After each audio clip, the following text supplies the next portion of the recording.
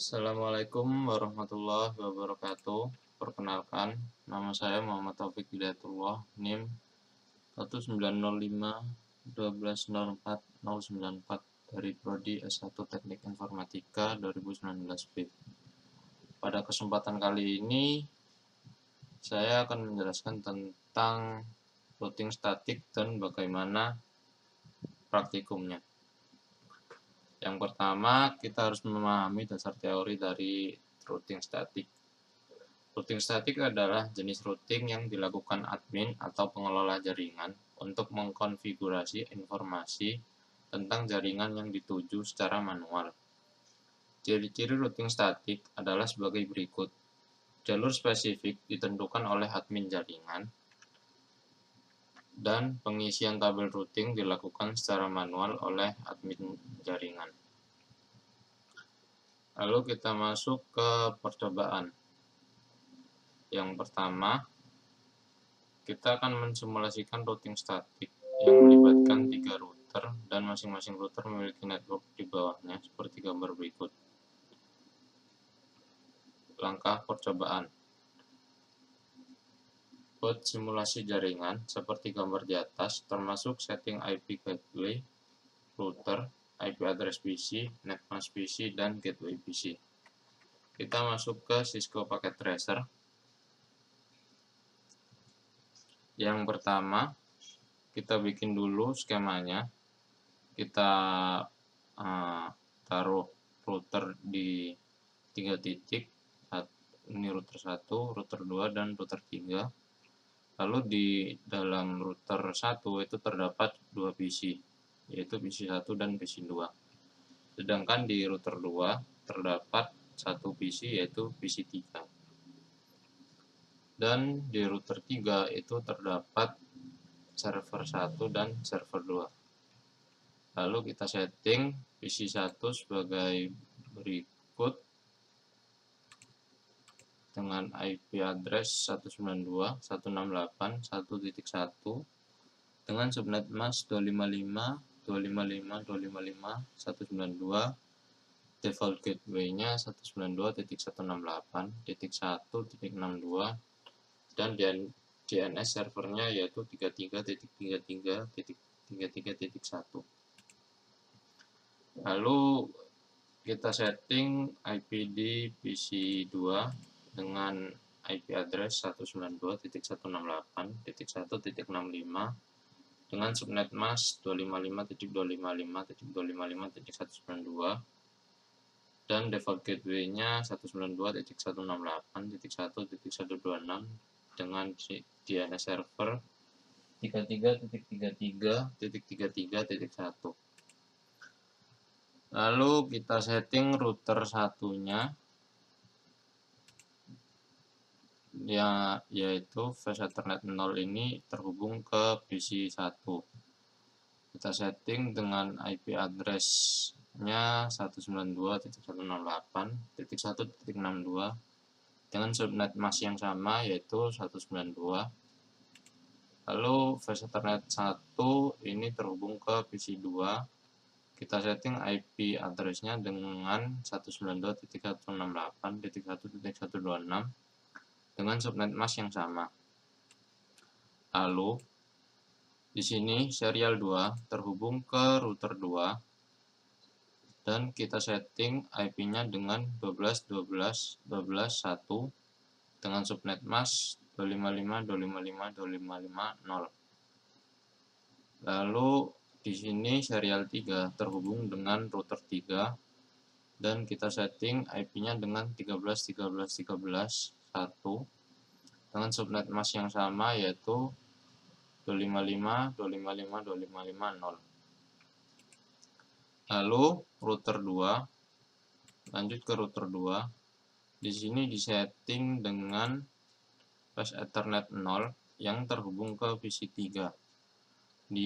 Kita setting dengan IP address-nya 192.168.1.254 dengan subnet mask yaitu 255.255.255.128. Di sini serial 2 ini terhubung ke router 1 lalu kita setting dengan IP address-nya 12.12.12.2 dan subnet mask-nya sama 255.255.255.0.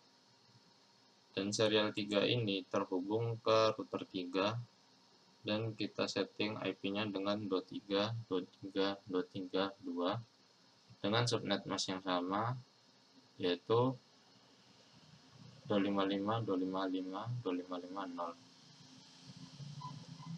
Oh ya, sebelumnya jangan lupa ini untuk semua port status yang terhubung untuk di on-kan. Lalu kita lanjut ke router ketiga. Di sini fast Ethernet 0 terhubung ke server 1. Kita setting IP-nya dengan 33.33.33.3 dengan subnet mask yang sama, yaitu 0 255.255.255.0.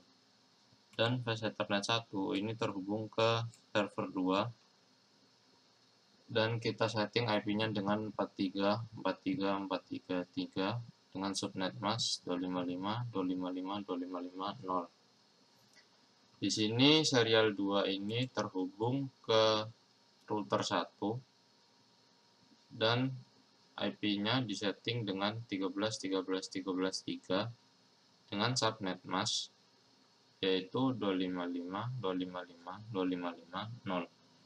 Sedangkan serial 3 ini terhubung dengan router 2 yang telah disetting IP-nya dengan 23.23.23.3 dengan subnet mask 255.255.255.0. Lalu kita masuk ke langkah selanjutnya, yaitu mengisi tabel routing statik setiap router sebagai berikut. Di sini sudah kita isi routing statiknya. Nah, di sini ini ditujukan untuk menuju ke PC3, yaitu 192.168.1.128 melewati kabel serial 12.12.12.2 ini, yaitu di sini. Sedangkan 33.33.33.0 ini mengarah ke server 1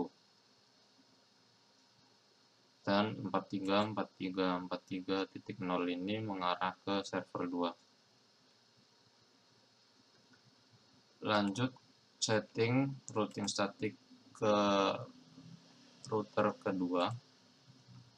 Ini jika ingin menuju ke PC1 atau PC2 ada ini, yaitu 192.168.1.0 melewati kabel 12.12.12.1 ini. Sedangkan jika ingin menuju ke server 1 ini ada statik yang menuju ke server 1 dengan IP 33.33.33.0 dan jika ingin menuju server 2 sudah disetting dengan network 43.43.43.0 melewati kabel ini, kabel 23.23.23.3. Lanjut ke router 3. Ini kita setting jika ingin menuju ke PC1 dan PC2 itu bisa dengan network ini, yaitu 192.168.1.0 melewati kabel seri yang memiliki serial 13.13.13.1 dan jika ingin menuju ke PC3 bisa melewati kabel seri 23.23.23.2 dengan network yang dituju yaitu 192.168.1.128. Lanjut ke praktikum selanjutnya, yaitu pindahkan mode ke simulasi, lalu buat skenario seperti berikut. Edit filter event list, IPv4 itu ICMP saja. Kita ubah dari mode real time ke mode simulation, dan kita edit filtersnya yaitu ICMP saja. Lalu langkah pertama, kita kirim sampel PDU dari PC1 ke PC2. Lalu kita lihat prosesnya. Di sini PC1 berhasil mengirimkan PDU ke router, lalu router berhasil mengirimkan PDU ke PC2. Lalu dari PC2 dikirimkan kembali ke router, lalu dari router berhasil mengirimkan ke PC1, yang artinya prosesnya berhasil. Lanjut ke proses kedua, yaitu mengirimkan PDU dari PC1 ke PC3. Di sini PC1 mengirimkan PDU ke router, lalu router 1 mengirimkan PDU ke router 2. Router 2 mengirimkan PDU ke PC3. Lanjut dikembalikan ke router 1 dan berhasil kembali ke PC1. Di sini prosesnya berhasil. Lalu bisa kita lanjutkan ke proses yang ketiga, yaitu mengirimkan PDU dari PC1 ke server 1. Di sini PC1 berhasil mengirimkan ke router 1, lalu dari router 1 dikirim ke router 3. Dari router 3 diteruskan ke server 1. Dari server 1 dikembalikan ke router 3. Dari router 3 dikembalikan ke router 1. Lalu dari router 1 dikembalikan ke PC1. Di sini prosesnya berhasil. Jadi bisa kita lanjut ke proses berikutnya, yaitu proses keempat. Proses keempat yaitu mengirimkan paket dari PC1 ke server 2. Di sini paket dari PC1 ke server 2. PC1 berhasil mengirim ke router 1, lalu router 1 lanjut ke router 3. Router 3 lanjut mengirimkan ke server 2. Lalu server 2 mengembalikan ke router 3, kembali ke router 1 dan kembali ke PC1. Ya, prosesnya berhasil, jadi bisa kita lanjut ke proses yang selanjutnya, yaitu proses kelima. Proses kelima yaitu mengirimkan paket dari PC3 ke PC1. Di sini kirimkan paket dari PC3 ke PC1. Kita amati prosesnya. PC3 berhasil mengirim ke router 2. Lalu router 2 meneruskan ke router 1. Dari router 1 diteruskan ke PC1. Lalu PC1 mengembalikan ke router 1, dikembalikan lagi ke router 2 dan kembali ke PC3. Prosesnya berhasil. Lanjut ke proses yang keenam, yaitu mengirimkan paket dari PC3 ke PC2. Kita coba. Di sini berhasil dikirim ke router 2, diteruskan ke router 1, lalu dari router 1 berhasil terkirim ke PC2. PC2 kembali ke router 1, lalu router 1 kembali ke router 2, dan router 2 kembali ke PC3. Prosesnya berhasil, jadi bisa kita lanjutkan ke proses yang ketujuh, yaitu mengirimkan paket dari PC3 ke server 1. PC3 ke server 1. Di sini berhasil mengirim ke router 2, lalu dari router 2 dikirimkan ke router 3. Dari router 3 dikirim ke server 1. Server 1 kembali ke router 3, dikembalikan lagi ke router 2 dan kembali ke PC 3. Prosesnya berhasil. Lanjut ke proses yang ke-8, yaitu mengirimkan paket PDU dari PC 3 ke server 2. Kita coba. Di sini berhasil untuk dikirim ke router 2, lalu lanjut ke router 3 dan router 3 meneruskan ke server 2. Server 2 dikembalikan ke router 3, lalu dikembalikan lagi ke router 2 dan dari router 2 kembali lagi ke PC 3. Prosesnya berhasil. Lanjut ke proses berikutnya, yaitu proses ke-9, yaitu mengirimkan paket PDU dari server 1 ke server 2. Ini server 1 ke server 2. Kita coba. Server 1 mengirim ke router 3 dan router 3 meneruskan ke server 2. Dari server 2 dikembalikan lagi ke router 3 dan di router 3 dikembalikan lagi ke server 1. Prosesnya berhasil. Lanjut ke proses yang ke-10, yaitu mengirimkan PDU dari server 1 ke PC 1. Kita coba. Server 1 mengirimkan PDU ke router 3. Dari router 3 diteruskan ke router 1, lalu dari router 1 diteruskan ke PC 1. Dikembalikan lagi ke router 1, kembali ke router 3 dan dikembalikan lagi ke server 1. Prosesnya berjalan dengan lancar. Lanjut ke proses yang ke-11, yaitu mengirimkan paket PDU dari server 1 ke PC 2. Kita coba.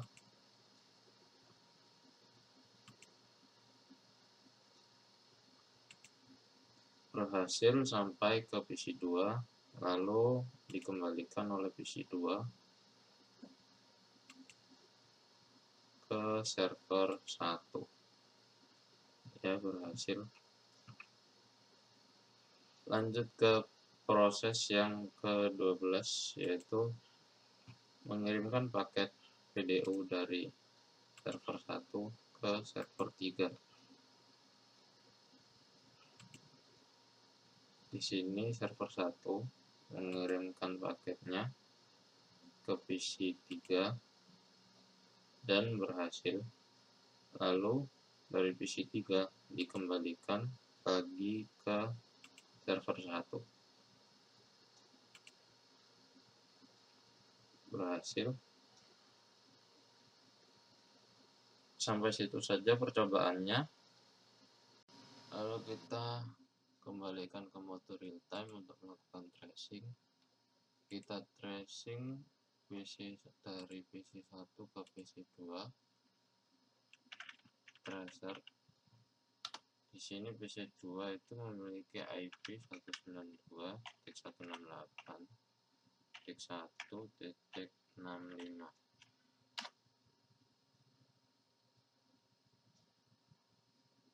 Kita tunggu. Berhasil. Di sini PC 1 melewati ini itu router 1, lalu sampai ke PC 2. Lanjut kita lakukan tracing ke PC 3. yang memiliki IP 192.168.1.253.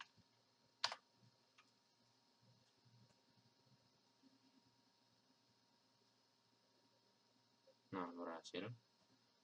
Sini melewati router 1, melewati router 2, lalu sampai ke PC3. Lanjut kita lakukan tracing ke server 1.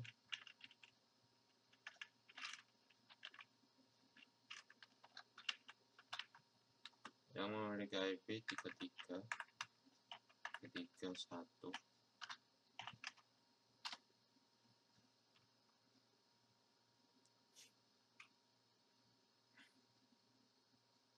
Ini berhasil. Ini melewati router 1, lalu lanjut melewati router 3, lalu sampai ke router server 1. Lanjut ke kita tracing ke server 2, tracer. Sini server 2 memiliki IP 343.43.1.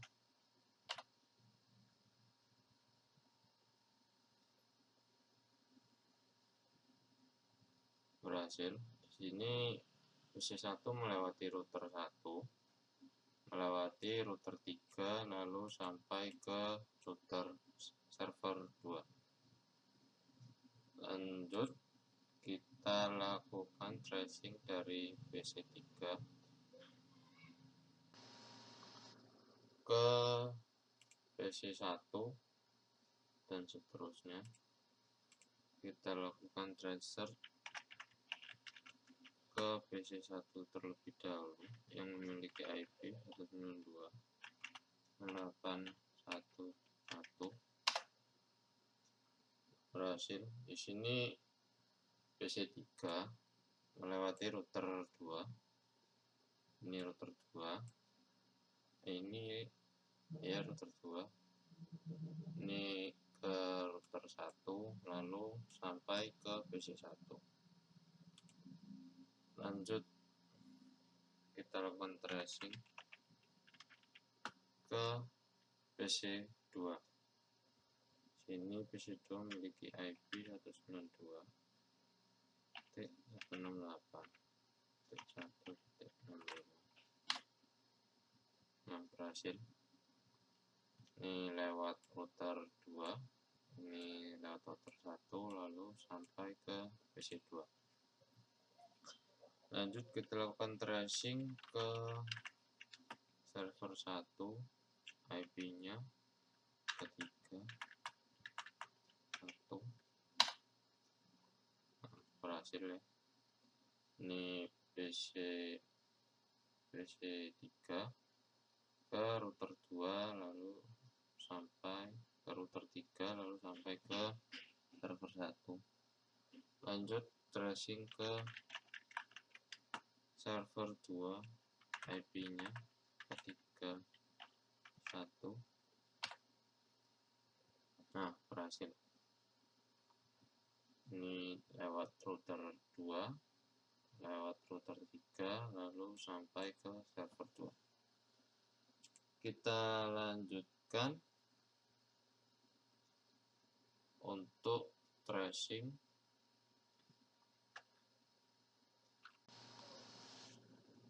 server 1 ke server 2.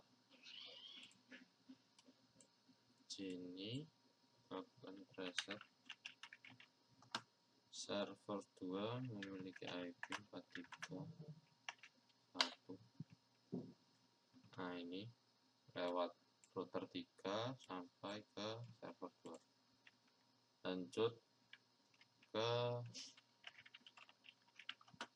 PC1 92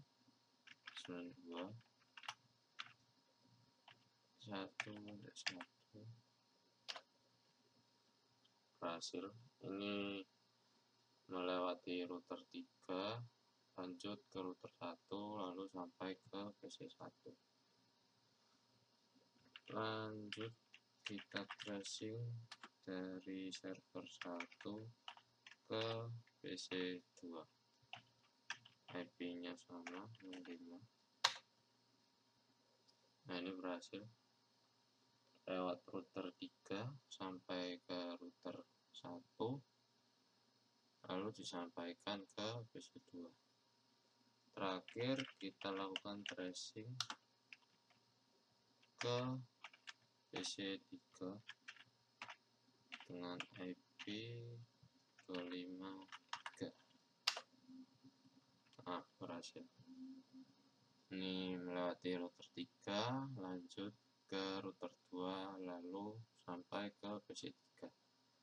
Sekian penjelasan atau praktikum dari saya. Wassalamualaikum warahmatullahi wabarakatuh.